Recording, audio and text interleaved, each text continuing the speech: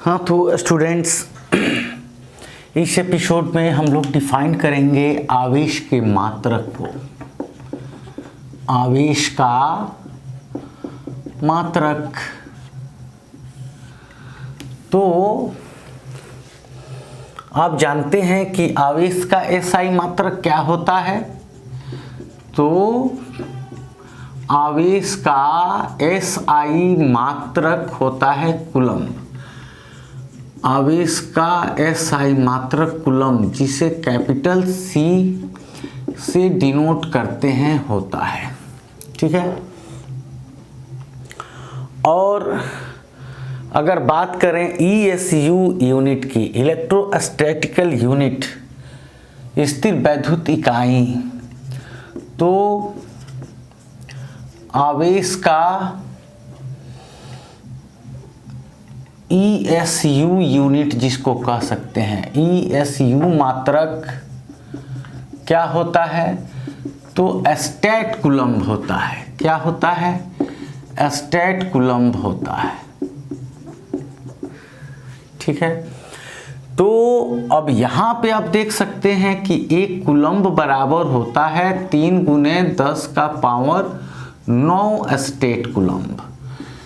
यानी एक कूलम्ब कितना के बराबर होता है? तो एक कूलम्ब बराबर होता है 3 गुने 10 का पावर 9 स्टेट कूलम्ब के। किसके? तो स्टेट कूलम्ब के बराबर होता है। ये भी कई बार आपके ऑब्जेक्टिव में पूछा जा चुका है कि एक कूलम्ब कितना के बराबर होता है, तो 3 गुना 10 का पावर 9 स्टेट कूलम्ब के बराबर होता है। और अगर स्टेट कूलम्ब में दे दिया कि एक स्टेट कूलम्ब कितना के बराबर होता है, तो एक यहाँ रोकेंगे तो ये बटा में चला आएगा, 1/3 गुने 10 का पावर 9। तो इसको कैसे लिख सकते हो? 1/3 और 10 का पावर 9 ऊपर जाएगा तो -9। तो ये भी हो गया कि पूछेगा कि एक कूलम्ब बराबर, तो 3 गुना 10 का पावर 9 स्टेट कूलम्ब, और एक स्टेट कूलम्ब बराबर, तो 1/3 गुने 10 का पावर -9 स्टेट कूलम्ब। और अगर क्वांटक एसआई मात्रक की बात करें, तो आवेश का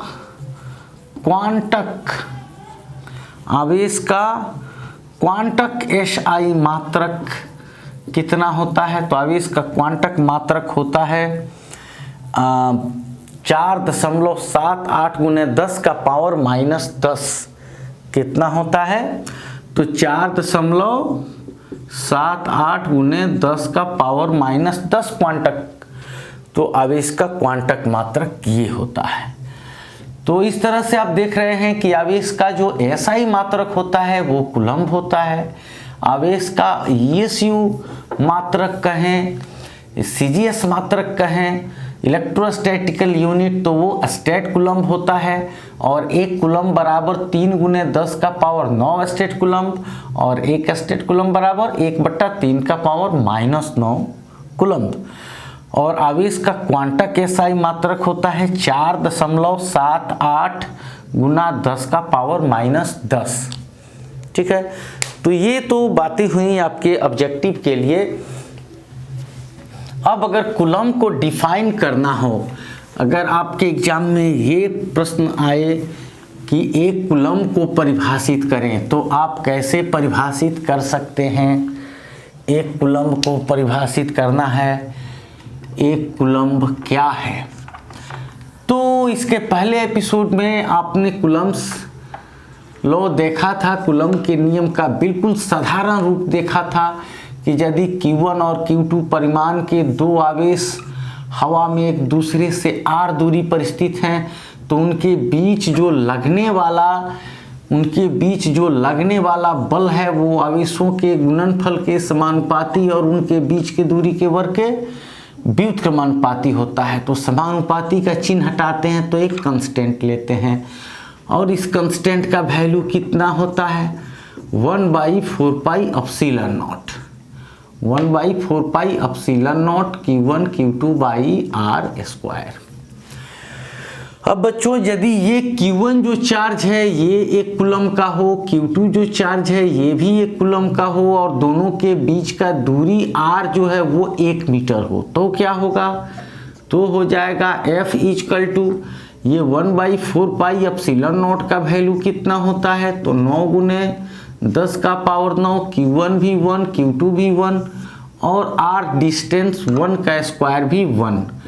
तो F बराबर क्या हो गया? तो 9 गुने 10 का पावर 9 न्यूटन हो गया। क्या हो गया? 9 गुने 10 का पावर 9 न्यूटन हो गया। तो अब यहां से डिफिनीशन निकल कर क्या आ गया कि यदि परिमाण में बराबर, ये Q1 और Q2 क्या है? बराबर है। तो परिमाण में बराबर दो आवेश निर्वात या वायु में एक दूसरे से एकांक दूरी पर स्थित हों और 9 गुने 10 का पावर 9 न्यूटन का बल एक दूसरे पर लगाते हों, यानी प्रत्येक इतना का अनुभव करते हों, तो प्रत्येक का परिमाण 1 कूलम का होगा। तो ये डेफिनेशन एक सामने आया क्या कि यदि परिमाण की लिख सकते हैं, यदि परिमाण में समान दो आवेश वायु अथवा निर्वात में एकांक दूरी पर स्थित होकर, एकांक दूरी माने 1 मीटर की दूरी, एकांक दूरी पर होने पर यदि परिमाण में समान दो आवेश वायु या निर्वात में एकांक दूरी पर होने पर, है ना,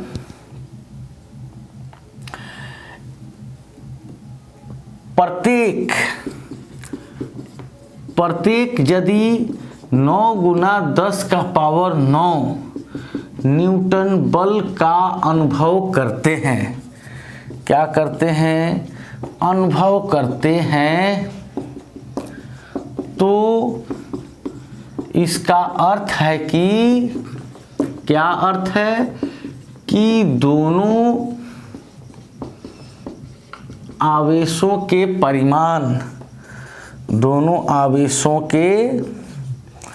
परिमाण एक कूलम्ब के होंगे, या दोनों आवेशों के बदले लिख सकते हैं प्रत्येक आवेश का परिमाण 1 कूलम्ब का होगा।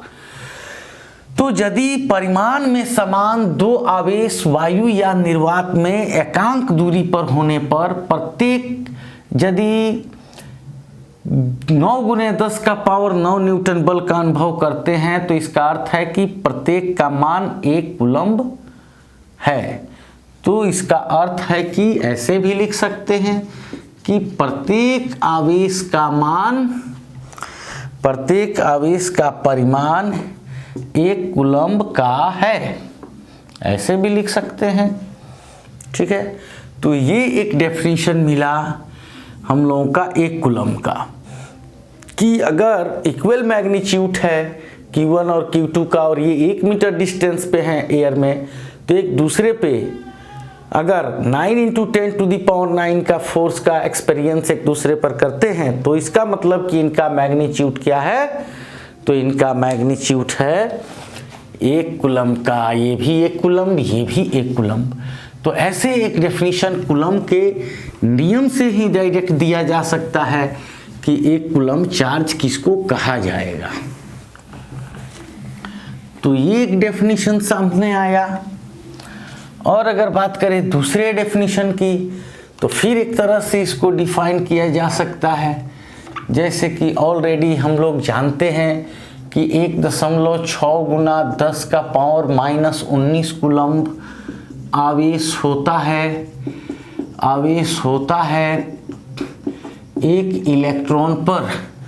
तो 1 कूलम्ब आवेश होता है 1/1.6 गुने 10 का पावर -19 इलेक्ट्रॉनों पर। ठीक है, तो 1.6 गुना एक नियम से 1.6 गुना 10 का पावर -19 कूलम्ब आवेश होता है 1 इलेक्ट्रॉन पर। तो 1 कूलम्ब आवेश होता है 1 बट्टा इतना इलेक्ट्रॉन पर। तो इसका मतलब क्या हो गया, अर्थात 1 कूलम्ब आवेश बराबर क्या हो गया, तो 1/1.6 गुने 10 का पावर -19 इलेक्ट्रॉनों का आवेश हो गया, इलेक्ट्रॉनों का आवेश हो गया। यानी अब इसको सॉल्व करेंगे तो ये 1.6 है, ठीक है, तो ये 16/10 होगा, तो 10 ऊपर चला जाएगा और ये 16 नीचे, और ये 10⁻19 ऊपर जाएगा तो +19, तो 18 लिखते हैं, 1 0 इसको दे देते हैं, इतने इलेक्ट्रॉनों का आवेश। तो ये क्या हो गया, 1 कूलम्ब आवेश बराबर, इसको कैंसिल करेंगे, काटेंगे तो कितना होगा, 6.25 गुने 10 का पावर 18 इलेक्ट्रॉनों का आवेश। तो एक दूसरा डेफिनेशन ये मिला हम लोगों को, क्या मिला डेफिनेशन, कि 6.25 गुने 10 का पावर 18 इलेक्ट्रॉनों का आवेश जो होता है वो 1 कूलम्ब आवेश के बराबर होता है, या 6.25 गुने 10 का पावर 18 प्रोटॉनों का जो आवेश है वो 1 कूलम्ब आवेश के बराबर होता है। एक अलग भी डेफिनेशन दे सकते हैं, एक तीसरा डेफिनेशन भी हम लोग इसका दे सकते हैं। क्या डेफिनेशन दे सकते हैं बच्चों, तो विद्युत धारा की परिभाषा पे भी इसको डिफाइन कर सकते हैं, जैसे 1 कूलम्ब को डिफाइन करना हो, ठीक है। तो विद्युत धारा का मतलब, जैसे कि मान लो कि ये कोई वायर है, कंडक्टर वायर, और ये क्या है, इसके अनुप्रस्थ काट का क्षेत्रफल है, ठीक है। जैसे इस तार का रेडियस है r, तो ये πr² हो गया, अनुप्रस्थ काट का क्षेत्रफल। अब मान लो इस तार में I धारा जो है वो 1 एम्पियर की प्रवाहित हो रही है, 1 एम्पियर की धारा इसमें चल रही है। तो विद्युत धारा की परिभाषा क्या हो गई, तो विद्युत धारा बराबर होता है आवेश बटा समय। क्या होता है, विद्युत धारा, इलेक्ट्रिक करंट I = Q/T। तो अगर Q को यहाँ रोकते हैं तो ये इधर चला आएगा I/T। तो I का वैल्यू 1, Q का वैल्यू 1 होने के लिए, यानी आवेश का वैल्यू 1 कूलम्ब होने के लिए यहाँ I भी 1 ही होना चाहिए, एम्पियर होता है धारा का मात्रक, और टाइम भी 1 ही होना चाहिए, यानी 1 सेकेंड। तो इससे क्या डेफिनेशन निकला, इससे डेफिनेशन निकला कि यदि किसी चालक से 1 एम्पियर की धारा प्रवाहित हो रही है तो इसका अर्थ है कि उसके अनुप्रस्थ काट के क्षेत्रफल से प्रति सेकेंड 1 कूलम्ब आवेश प्रवाहित हो रहे हैं, ठीक है। तो इसको ऐसे डिफाइन कर सकते हैं, कैसे डिफाइन कर सकते हैं, ऐसे डिफाइन कर सकते हैं कि यदि किसी चालक तार से 1 एम्पियर की धारा क्या हो रही है, प्रवाहित हो रही है, तो इसका अर्थ है कि, तो इसका अर्थ क्या है कि उस तार के अनुप्रस्थ काट के क्षेत्रफल से, अनुप्रस्थ काट के क्षेत्रफल से प्रति सेकेंड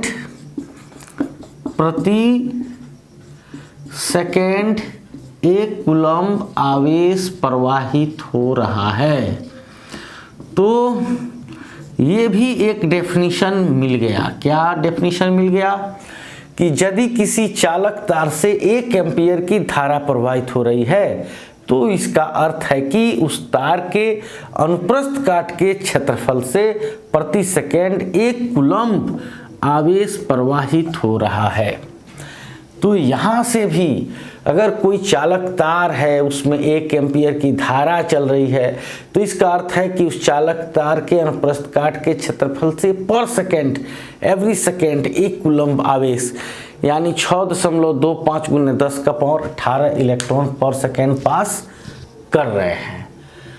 तो इस तरह से कूलम्ब को कई प्रकार से हम लोग डिफाइन कर सकते हैं बच्चों। तो अगले एपिसोड में हम लोग कुछ और देखेंगे।